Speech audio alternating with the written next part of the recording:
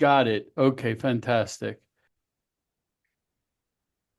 Hi, this is Adam Elio Berkowitz. I'm in the Golan.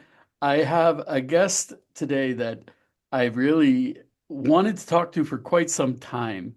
Um, Dr. Sheree Trotter. She is oh gosh, where do I begin? She helped found the Indigenous Embassy in Jerusalem. She co-founded it. Her gosh, I don't have your um, CV in front of me. So if you don't mind, tell me a little bit about yourself and how you connected to Israel and the Jews. Okay, well, Yeah, uh, it's so my husband and I are Christians, and because of that, we have this interest in Israel and the Jewish people, of course, well, I'm through. sorry, you're Christians, but you are also indigenous. I'm Indigenous, my husband's not, but I am a Maori New Zealander from the Te Arawa tribe.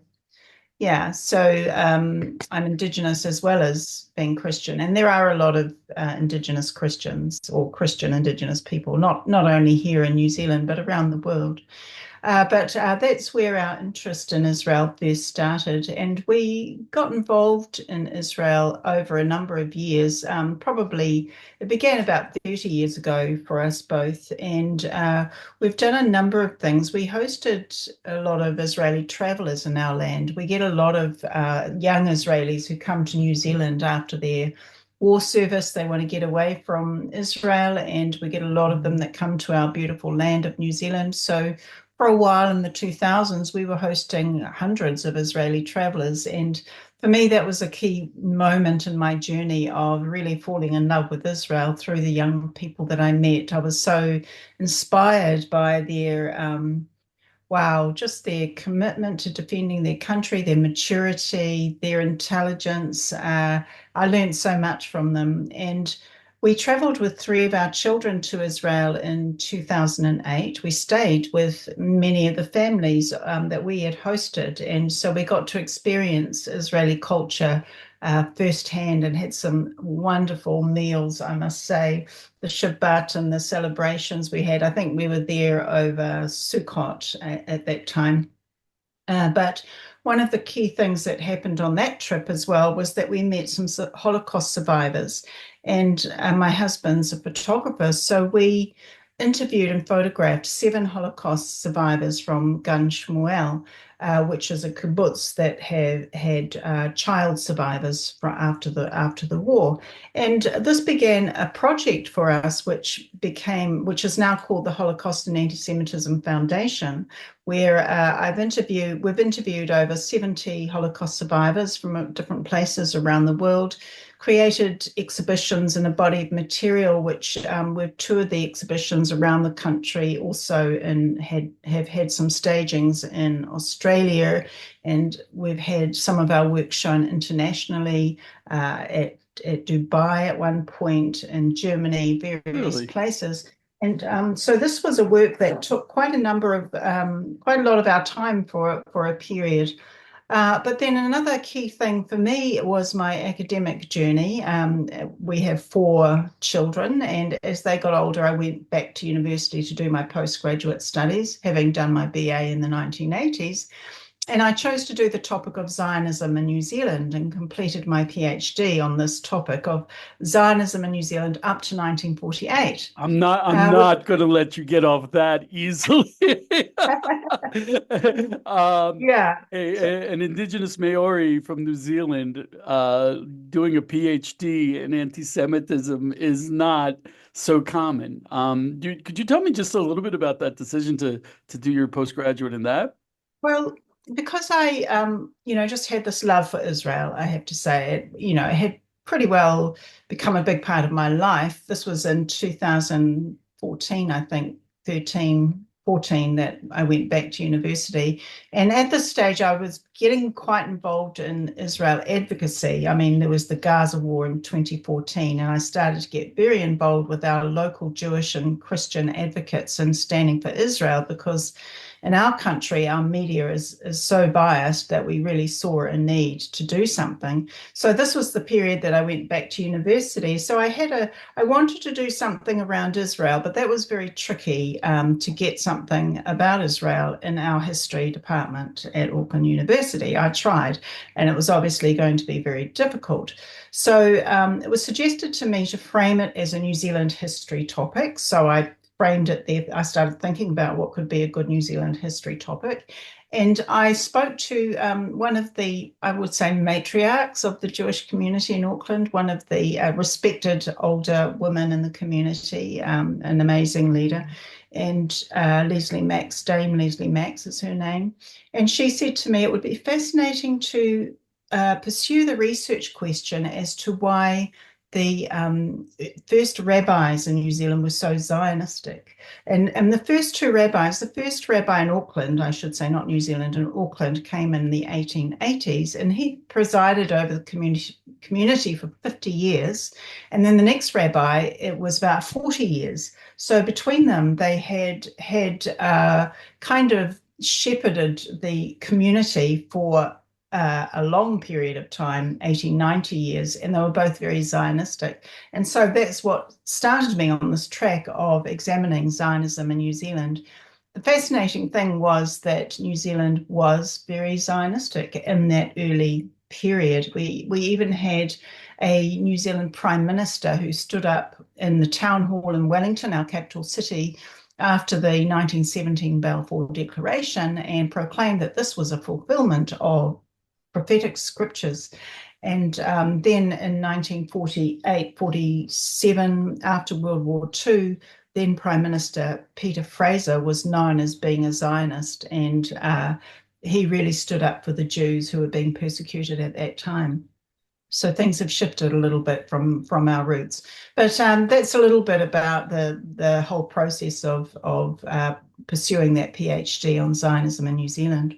I'm wondering, you co-founded the Indigenous Embassy in Jerusalem with forgive me if I mispronounce his name, Alfred Nagaro, who is Alfred, also yeah. he's also his, if I'm not mistaken, he said Polynesian by birth and Jewish by descent, in his words. He had a Jewish grandmother who came to New Zealand. And it's actually, so I imagine maybe 80 years ago, approximately, after the Holocaust. And that's one of the ways the Jews have spread over the world in the exile is through a lot of times just through following opportunities or running away from persecution. So a lot of people don't necessarily think New Zealand Jews. Is there is but you're explaining that there were there were rabbis and there Oh, was a yes. Jewish presence in New Zealand. Oh, definitely. We've had Jewish people in New Zealand since the early time of settlement in New Zealand in the early 1800s. They first came as the whalers and the sealers and the traders. Sure. That was the first lot came. Some of them came as traders, and then the first wedding was in 1840. Some of the early traders actually lived within the Maori communities, and there's one early settler. He actually stayed for a while, lived in a Maori community, wrote about it. You can find his writing online. His name's Joel Pollack, and then left again. But he had actually left a record of his experiences. But then we had Jewish communities that became established. So 1840, which was when we signed our treaty with the British government, we had David Nathan who came, had our first Jewish wedding here up north, and then he came and settled in Auckland and established the Jewish community in Auckland, the synagogue there, and the same thing happened down in Wellington, Dunedin, Christchurch in the late 19th century. Jewish people came and settled in the country. So there's been a long presence, always a very small number, and even today, still a small number, somewhere between 7 to 10,000, and always quite assimilated as well. Not very visible. They tend to keep quiet. But definitely there's been a long-standing Jewish presence in New Zealand. When I spoke to my dear friends, the Riverwinds, it turns out actually he also had a Jewish grandfather who went to forgive me, it was the first island that Christopher Columbus arrived in. And he explained to me that the Jews who went out into the New World, into the non-European countries and the non-European regions, first of all, they were usually going as merchants. But he also explained that they blended in very well with the indigenous people because they were outsiders. I don't think people realize today that Jews were always like very marginalized, pushed outside of the mainstream society. So they would go to, a place they would meet the indigenous people, and they felt better with them than they did with the Europeans. So there was even a lot of intermarriage, a lot of bonding. So do you think that happened Yeah. in New Zealand? Well, some similarities and some differences. There's certainly a lot of Maori people with some Jewish heritage, but the Jewish community in New Zealand, a lot of them were from British background. And of course, because the British came here more as settlers and colonialists, it was a little bit slightly different story. They became more part of the establishment, I would say. But there were those, like I explained, Joel Polak, who were sort of more kind of independently minded and settled amongst the Jewish community. There were others as well. There was a man up north, Samuel Yates was his name. He married a Maori woman, and they had a huge farm between them and ran the local store. And at the end of his life, even though he lived up north, he was buried in the Jewish cemetery down in Auckland, away from where he'd actually lived. So it's a bit of a mixed story in New Zealand, I would say. Mm. You self-define as a Christian, is that correct? Yes. Is I'm not really sure how that works, to be honest.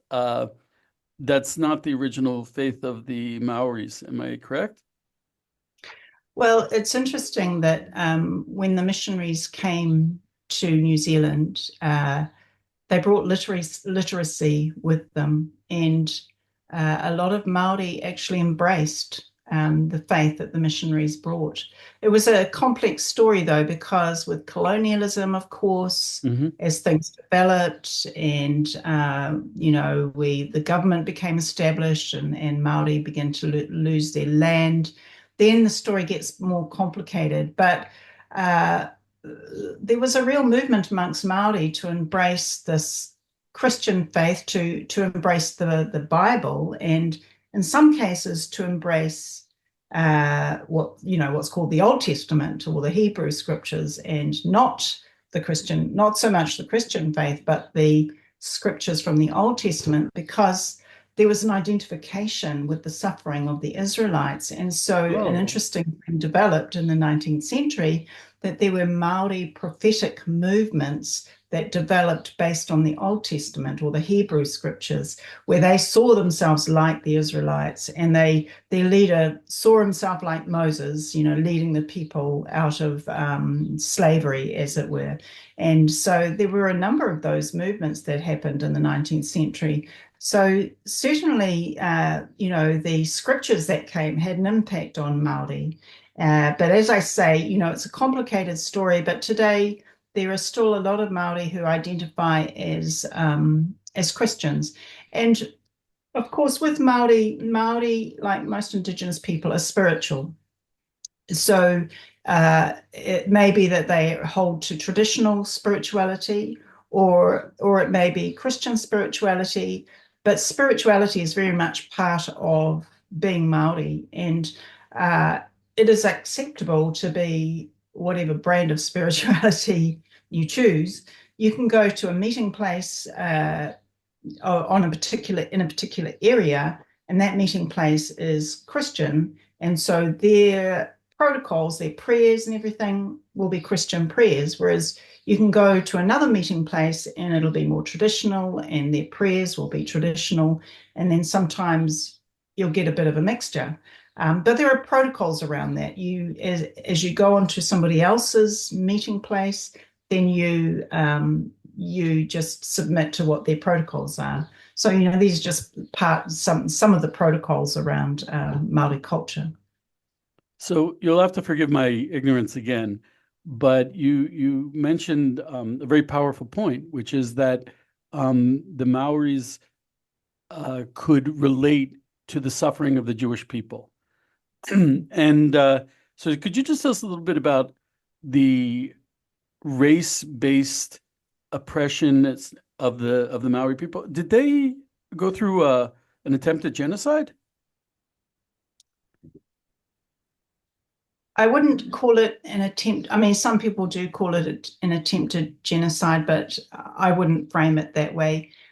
What happened was that we had a treaty between the British Crown and some of the Maori chiefs signed that treaty. The treaty made certain promises to Maori. It promised them sovereignty over their lands, their fisheries, their treasures. But instantly there was a problem that there was the English version and the Maori version that didn't exactly line up. Uh, the intentions of the British actually were, and the intentions of Maori as well. Maori wanted the British to come and take care of their white British people who were becoming unruly. So Maori wanted the British to come and take care of their people, but Maori weren't actually expecting to hand over sovereignty of their own affairs.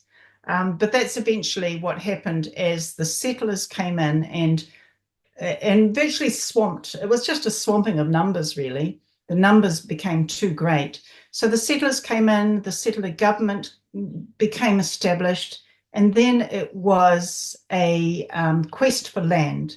And so the settler government and the settlers really became bent on taking land, whether it was through legislation or warfare.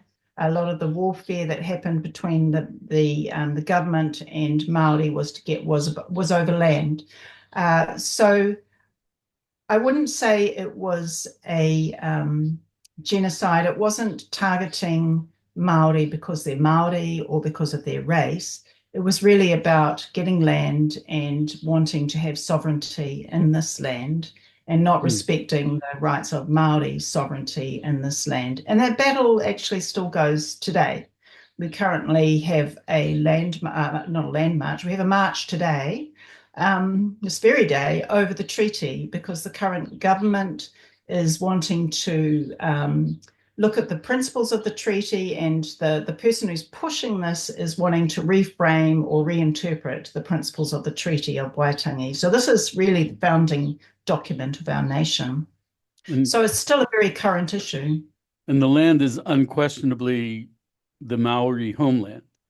Um, Well, it's the indigenous land of the Maori, and it's the land where Maori culture developed, and I think that is the key marker, one of the key markers of indigeneity.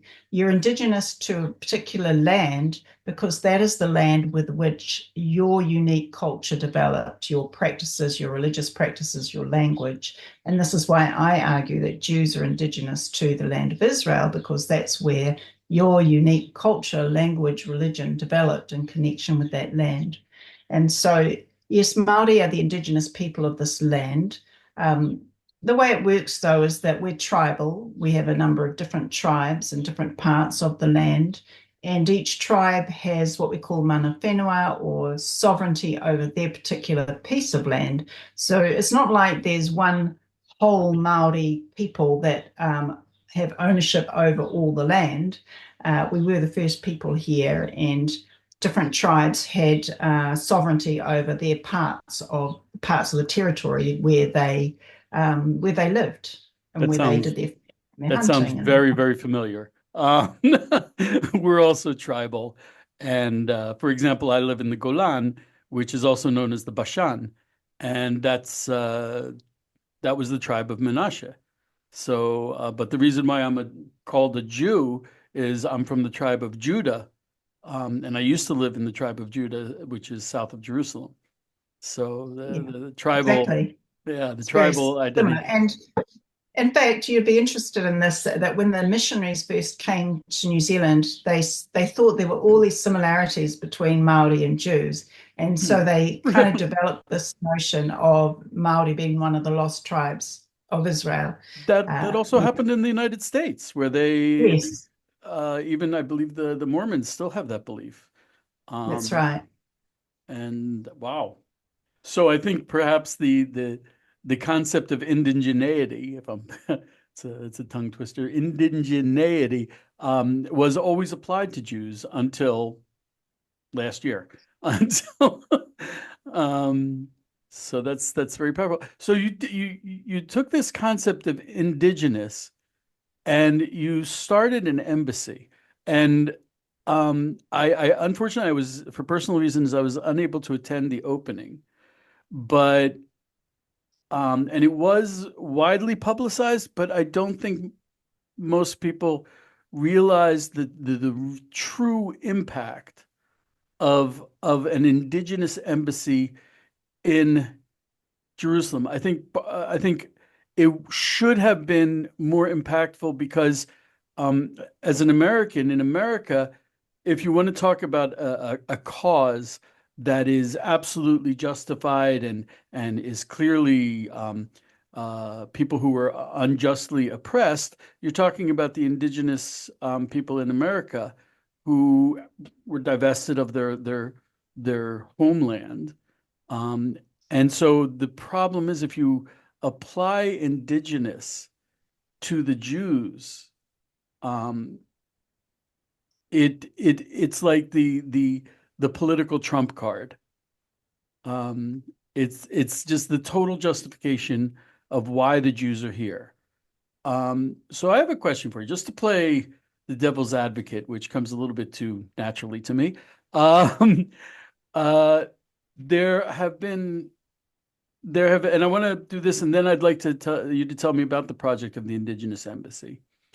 Um, Today you have I think it's a rewriting of history, but the younger people in America today, they'll say, oh no, the Palestinians are indigenous in Israel, in this land. They'll even say, the term Palestine refers to people who were in this region even before the biblical Jews came. I'm doing this very badly because it's an absurd claim, and so it's difficult for me. But they claim that the Palestinians are indigenous, therefore they have a right to the land, and the implication is that they have right to all the land. So, as an indigenous Maori, could you make the case for the Jews being indigenous in Israel? Sure. Well, the narrative that you've just explained to me is just false, right? Historically false. So, the Jews have had continuous connection in the land for more than 3,500 years. And one of the key markers of indigeneity is continuous connection in the land. So, even though the population of Jews may at times have been very small, there's always been a Jewish presence in the land. And that's just proven from archaeology, from literature, from DNA, from all kinds of ways you can prove that Jews have always been there. So this whole idea is false. So they talk about, we know that the Palestinian identity is very recent. Uh, it really developed in the 1960s. So the people that we now know today as Palestinians, they are Arabs. They're indigenous to Arabia. This talk about some ancient kind of Palestinian people is false. It's just false. We know that the Romans renamed the place Syria Palestina as an insult to the Jews. It was Judea. It was a way of trying to disconnect Jews from their land.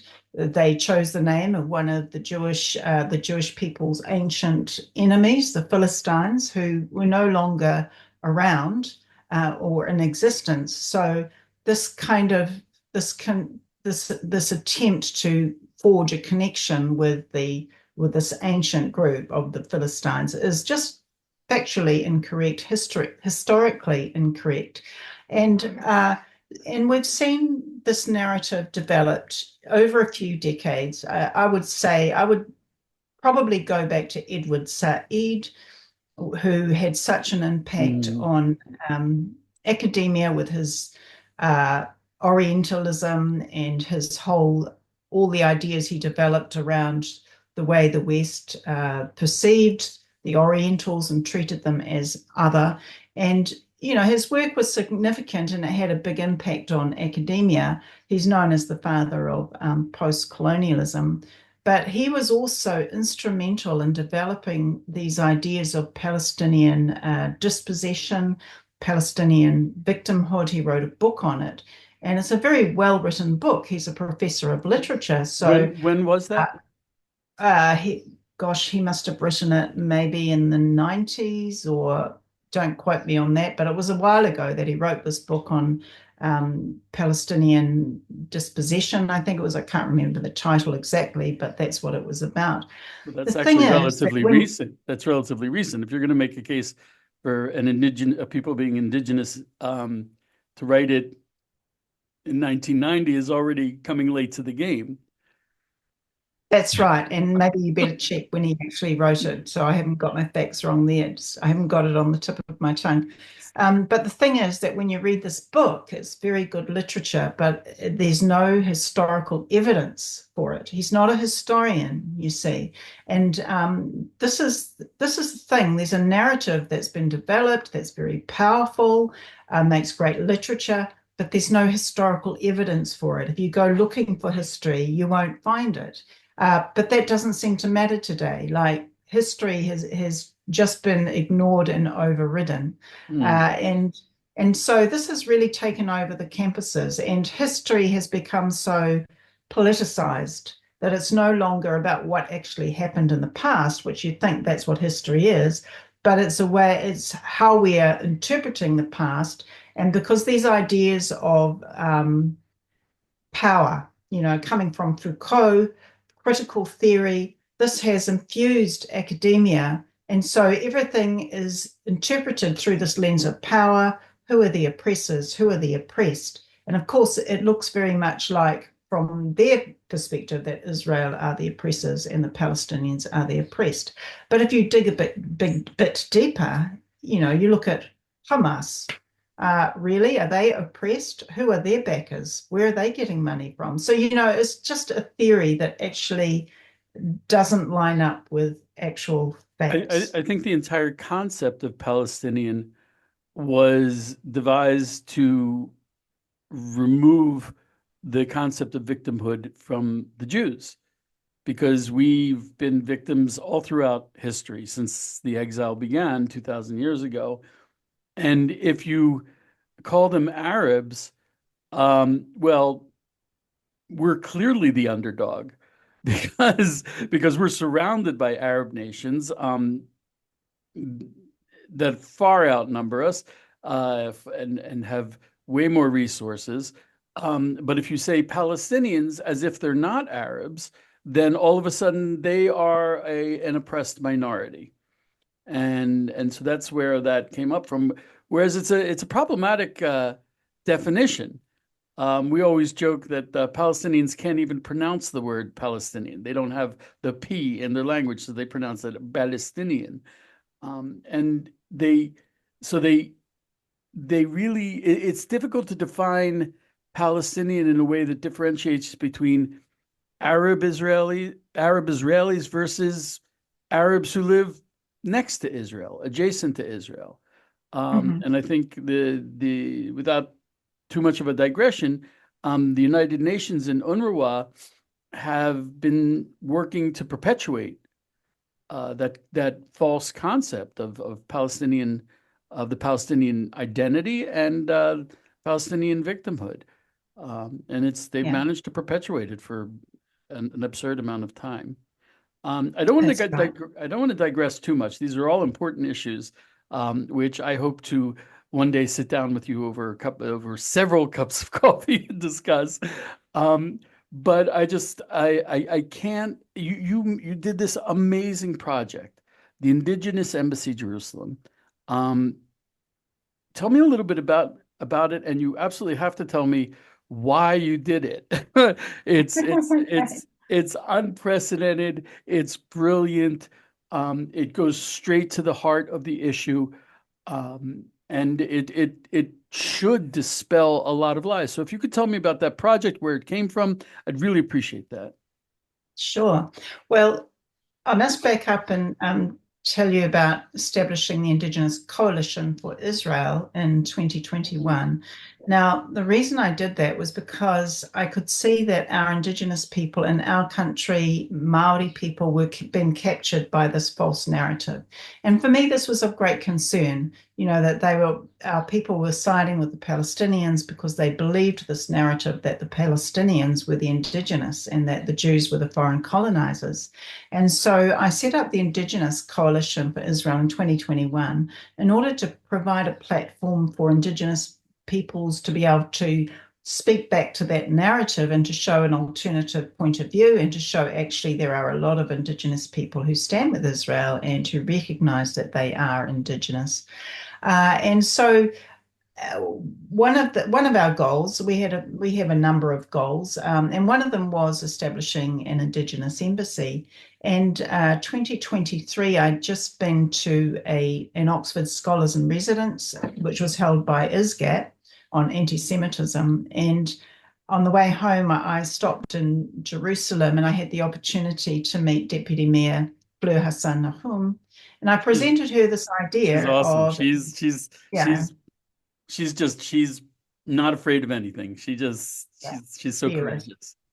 She's amazing. So I presented this idea, and as a way of really addressing and combating this false narrative about Jews being foreign colonizers. And of course, she embraced that idea. And a month later, a couple of my colleagues went to Jerusalem, and it was just as the war was breaking out, October 7th. And so they had a decision to make whether to carry on or to turn back, but they chose to carry on. And they also found themselves having a conversation with Fleur about an embassy, and she was so excited about it that she announced there and then the intention to establish an embassy. And so we followed her up with email, and she endorsed us to move forward with this project. And she wanted to have something very quickly as an opening event in order to really make a statement during this time of war that Indigenous people recognise Jews as the Indigenous of the land. So we did that very quickly in February, and it was an amazing event. We managed to gather a small group, a delegation of Indigenous people who were able to come together for it. And then following on from that, my co-director and I were invited to North America by Grand Chief Linda Prince, and she invited us to come and meet the First Nations there and to tell them about the embassy. And that's when we learnt the story of Linda Prince's connection to this whole idea, which had a 25-year-old history. So she had gone to the Knesset in 1999 with 100 Native American leaders and chiefs, and they had asked for an embassy at that stage, and they had brought 120 drums with them. And it sounds like it was an amazing thing. And so we learned about this deeper history. And she also had a close relationship with a Maori leader. And he was the leader of an Indigenous Christian people's movement in the 1990s, which started in New Zealand. So she also wanted to acknowledge that connection because she said this leader, his name's Monty Ohia, he really stood up against a lot of backlash when she wanted to bring Jews into this Indigenous movement. And so he had took the backlash of the anti-Semites and replacement theology, and he really stood with Grand Chief Linda Prince in her desire to have Jews as part of this Indigenous movement. So we went there and found out all this history behind, and just learning that this desire for an embassy had been there amongst Indigenous people for a couple of decades. So that was really humbling to find that out and to learn about the history and to meet the people and to meet some of the people who had gone to the Knesset in 1999. There were a group of them at this event that we were at. And so that was really special. And so then we were wanting to have a grand opening event this year because the the opening event in February was very small, and for Linda Prince and others who had, such a passion for this, they were hoping to have a grand opening event in October, which we had to kind of scale down. But we did come. We had an academic symposium, which we felt was really important because we recognize that the battleground is within academia. It's from academia that it spills out into the media, into politics, into mainstream, into social media. And so we really have it in our targets to address this at an academic level. So we held a symposium. We had an amazing lineup of speakers for the day who came and supported. It was just wonderful. And then we had some other things like a march. Well, it was scaled down. It was more like a solidarity walk than a march, but it was still a wonderful event. And so even though it was quite difficult for our Indigenous people to come at that time because everything was so unsettled and flights were being cancelled and they were getting very expensive and the routes were very long, we still had a small delegation that came in at the end of October for these few events. So it was really wonderful that we could be there. Hmm. So now and when you say indigenous, you mean indigenous from all around the world are connected to that embassy. Yeah, we are connecting with Indigenous all around the world. So for this recent event, we had people, of course, from Canada and North America, from South Africa, Taiwan, Fiji, and New Zealand. But we're just expanding the network continually. There are so many Indigenous people who want to be part of this.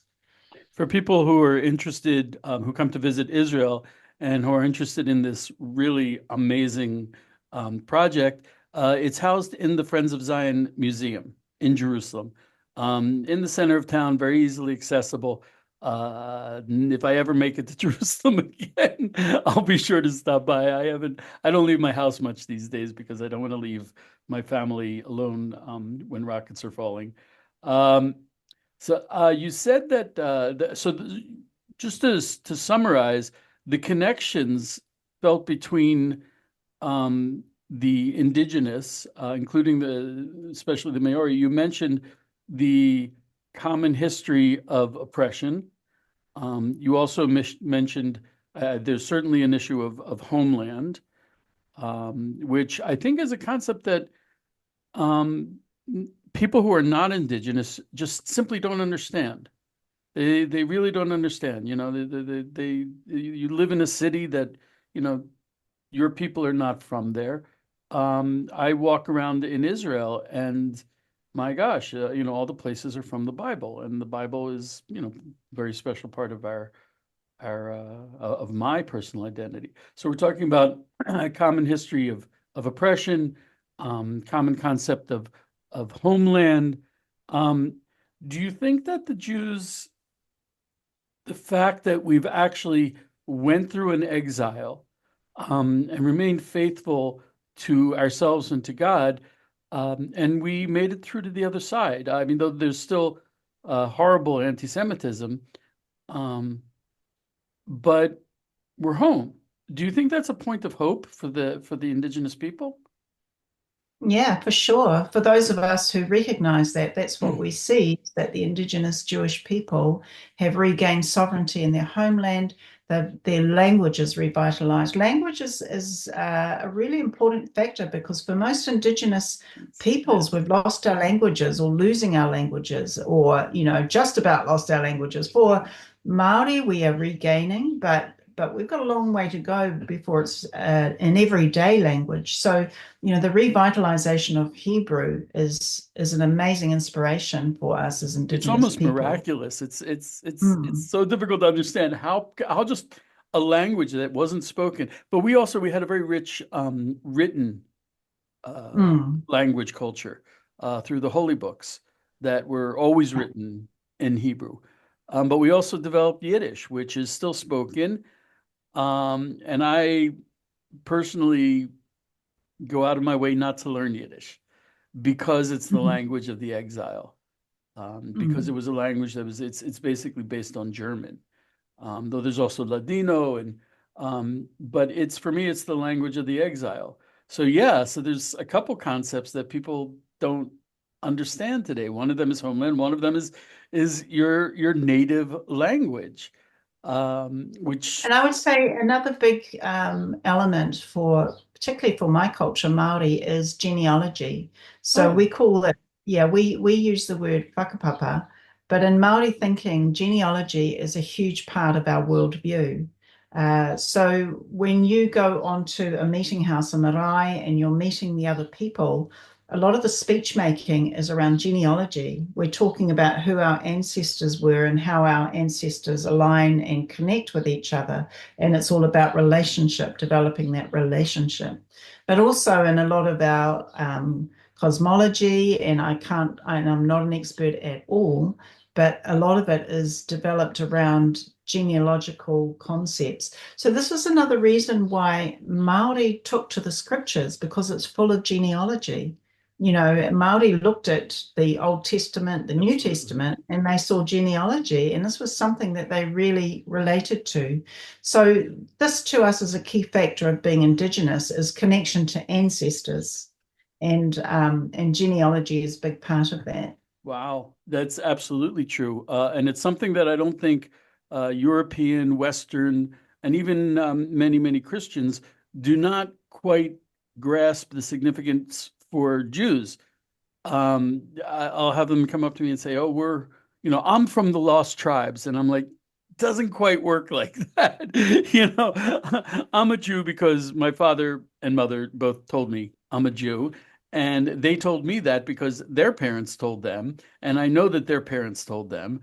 The genealogy is a huge part of my culture, and clearly yours. That's fascinating. That's unbelievable. And especially, I mean, people don't understand in my community, I can tell you who is from the tribe of Levi and who is a Mhm. Kohen. All the other tribes were pretty much lost when we went into the exile. Only three, I think it's three and a half tribes went into exile. Um, and the tribe of Levi, they are very distinctive even to this day. Mm. They're when a person is buried on their on their headstone, it's written whether they were a Cohen or Levi. They have certain obligations, certain honors. They can't, for example, a Cohen may not marry a divorced woman or a convert. Um, and this all sounds very, caste-like in a negative way. But it's our culture. It's our people. And Um, it's incredible. I mean, it's it, just an incredible marker of your indigeneity that you've retained this genealogical information to this day, thousands of years old. And of course, your festivals, thousands of years old, and you still practice them. And they're all connected to land, right? Abs- Sukkot, right. Pesach. One of the problems of being a Jew in America is the spring festivals are not actually in the spring. Mhm. And they're all very agriculturally based. It's when you Right. brought the when you begin the harvest, when you begin the planting. This is a wow. Yeah, and that's very land based. That's the indigenous aspect. As opposed to I should say as opposed to Islam where they use the solar calendar. So their Ramadan can sometimes be in the summer, sometimes be in the winter. It's Right. not really land-based, which Mm. is interesting. And That's also even our interesting. our prayers are towards Jerusalem, Yes. no Yes. matter where we are in the world.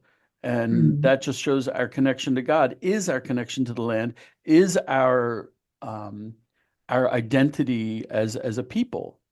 So Absolutely. it's very indigenous. I was told, though I'll have to check this. I think it's kind of an urban myth, though it might be true, that before he went into exile, the Dalai Lama consulted with rabbis to say, how can you how does a nation go through an exile? So in a sense, yeah, I guess the Jewish people, and the problem is we blend in too well. We can look like anyone. Um, so people don't believe that we're like, you know, we don't look like a person who's Chinese, you know, if they continue to marry Chinese after a couple generations, they still look Chinese. Mhm. Japanese, Asian people are like that. I imagine the same is true for Maoris, though I don't know enough Maoris to know if that's true. Um, but we blend in too easily, so people don't think of us as indigenous. I think that's Mm. part of the problem. Though you're listing elements which are very powerfully indigenous that the Jews have. Yeah, I think absolutely. I think that's fascinating. Absolutely. Wow. I don't want to take up all of your day. You said you have a march to go to today?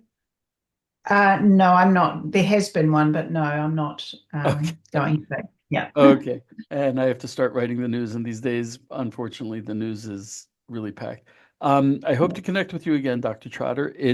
I've been looking forward to this, and it did not fall short of my expectations. This was wow. I have to tell my boss about this. The concept you described of indigeneity and the genealogy and the land, the language. These are elements that people don't normally think of. And by the way, So I this spoke. is really what we're wanting to do with the academic symposium is to build this body of information. And so we are publishing on the website the videos. And so one of them, for example, is from a Maori academic, which talks about this issue of genealogy. And another one from Charles Asher Small, you might know of him. He heads up the group called ISGAP. He talks about how his relationship with an Innu leader in Canada really helped him discover his own indigeneity. And so, this body of material that we're gathering, I think, will be really enlightening and strengthening for not just for Jewish people to discover their indigeneity, but for us as Indigenous as well, because in some ways we've been through a similar experience Mm, through colonization of becoming disconnected from our Indigenous roots. So it's a process where we can all learn again what it means to be Indigenous. that's I think immensely important. There is actually one question that I wanted to ask you, a burning question that I just now remembered. What's you mentioned that certainly the media um, has is clearly biased against Israel, and oddly enough, specifically on this point, they keep pushing this narrative of the Palestinians as the indigenous people here. Have you gotten a lot of pushback from the embassy, from the other projects? Have you gotten pushback? For the embassy, Yeah. no, I don't think I've had a lot of pushback. I think it's more being ignored. Uh, yeah, so we haven't had a lot of mainstream media attention. We've had media attention from Jewish media that's interested in what we're doing, but mainstream media, I think, are just ignoring us, probably hoping we'll go away. But no, not a lot of pushback. I mean, I you get a bit of pushback on I social think they media. haven't met you. You don't strike me as the kind of person who just goes away. It's funny. There's a loop going on here, which is Yeah, you were inspired by the Jewish people and Israel, and I think in return we're being hugely inspired by you. It's really a very interesting loop. That's I fantastic. hope so. That's wonderful. Yeah. So this was Dr. Sheree Trotter. If you'll send me the links, I'll make sure the links get into the video. God willing, this will be going up sooner rather than later. I highly recommend people follow the projects of the Indigenous Embassy and just this whole concept. It is, I think, a powerful voice against a false narrative that's just anti-Semitic and anti-Israel. Thank you so much, Dr. Trotter. I really, really appreciate it.